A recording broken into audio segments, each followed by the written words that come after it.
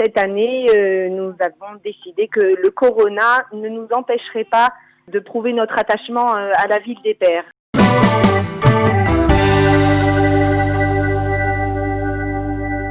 Chaque année, l'association Israel Forever organise Yom Chevron, cette année aussi, malgré le coronavirus, mais elle va se passer cette journée d'une façon un peu différente.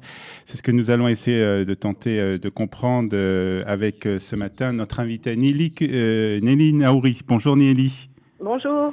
Merci d'être avec nous. Alors, je sais que vous êtes sur le départ dans quelques instants pour la ville de Hebron, où va se dérouler le Yom Hebron. Alors, il faut dire que c'est un rendez-vous annuel de l'association Israel Forever.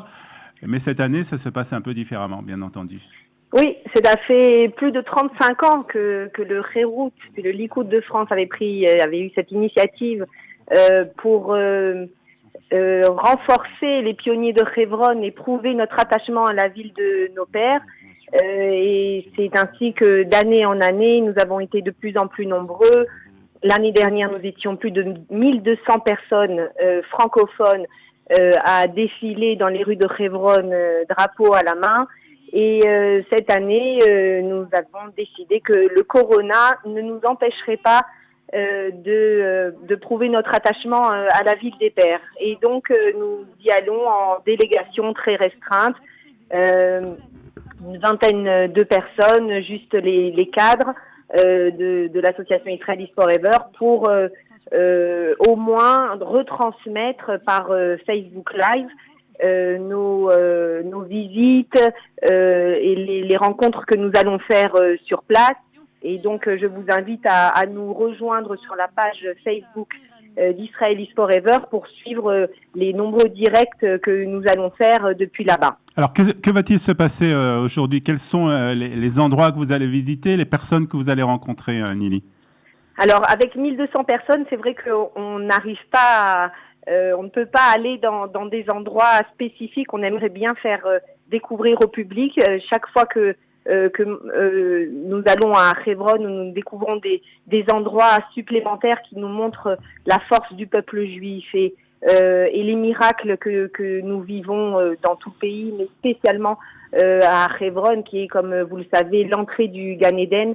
Donc, par exemple, je vous invite à nous suivre dès notre première visite qui se déroulera vers 10h30, 11h, où nous irons sur le toit de la Meharat HaMarpela, où il y aura une petite surprise.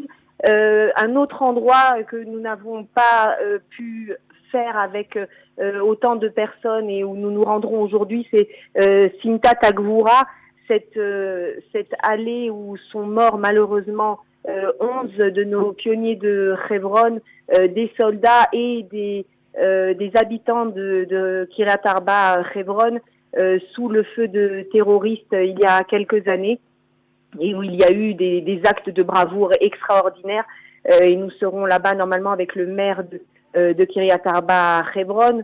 Nous allons bien entendu aller à la Yeshiva Sha'avei Hebron, qui est notre partenaire depuis de nombreuses années, où les 350 étudiants en yeshiva viennent des 4 coins du pays pour renforcer la Torah à Hebron. Nous irons aussi avec notre deuxième partenaire d'une campagne dont je vais vous parler aussi, qui est l'association Archivi. C'est une association qui s'occupe de Geulat Karkaot, de délivrer les terres des mains étrangères. Vous savez qu'à Hebron, il y a énormément de maisons qui ont été récupérées par les Arabes après le pogrom de 1929. Et cette association s'occupe de racheter ces maisons, parfois très chères, mais il est nécessaire de replanter le drapeau d'Israël dans les rues de Hebron. Et donc, ça sera aussi le moment de vous annoncer, et c'est une première, je vous le raconte en exclusivité donc sur Radio Kalita, que nous allons lancer une énorme campagne de dons pour renforcer la souveraineté juive sur Hebron et pour renforcer justement donc la Yeshiva Sha'avei Hebron et cette association de Geulat Karkaot. Et le but, Nili, c'est quoi? C'est de racheter des maisons qui appartiennent à des résidents arabes de Hebron? Exact. Aujourd'hui, on a environ 3% de la ville de Hebron qui est sous souveraineté juive, et même dans ces 3%, il n'y a que 1000 juifs environ qui y résident, et il est temps que au moins déjà tout autour de la Me'arat Marpella, toute cette superficie soit entièrement juive. Et petit à petit, vous savez, on dit que la terre d'Israël s'acquiert Bédamim. Bédamim ou Bénadim, le mot damim a un double sens. C'est et par le sang, car malheureusement, beaucoup de nos soldats et de nos pionniers sont tombés pour assurer la présence juive sur Hebron, mais aussi damim, cela veut dire également l'argent. Et nous avons eu l'exemple de notre patriarche Abraham qui a acheté à prix d'or 400 cycles d'argent la Me'arat Marpella. Ça représentait une somme phénoménale à l'époque, juste pour y enterrer Sarah, mais parce qu'il savait quelle était la force de l'endroit.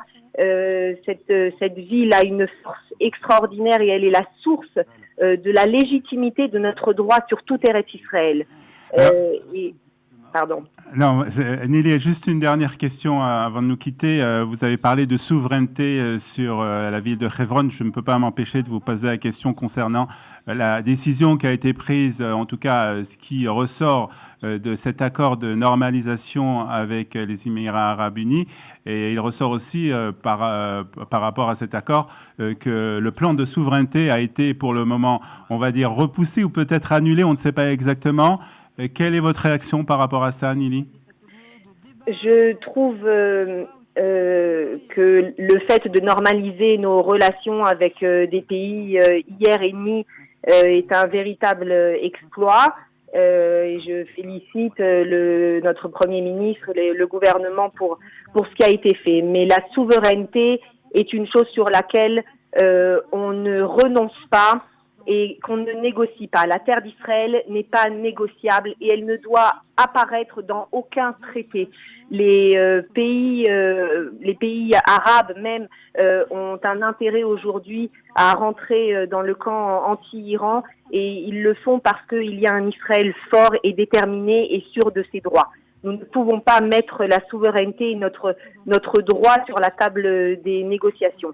De toute façon, je n'étais pas pour le plan Trump qui prévoyait une ribonnoute, une souveraineté sur seulement 30% de notre Judée-Samarie. La Judée-Samarie est entièrement à nous, même dans des endroits où il n'y a pas aujourd'hui de Juifs qui sont installés. La terre est juive et nous devons continuer le combat pour que la souveraineté soit appliquée sur l'intégralité de la terre d'Israël.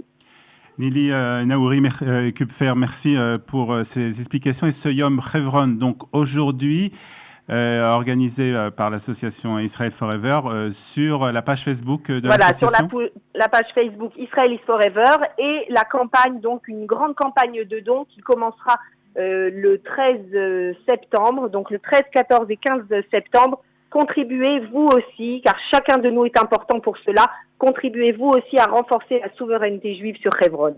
Nili Naouri, merci beaucoup pour ces explications. Bonne journée à vous, bonne journée à Hebron. Merci, voilà. Au revoir.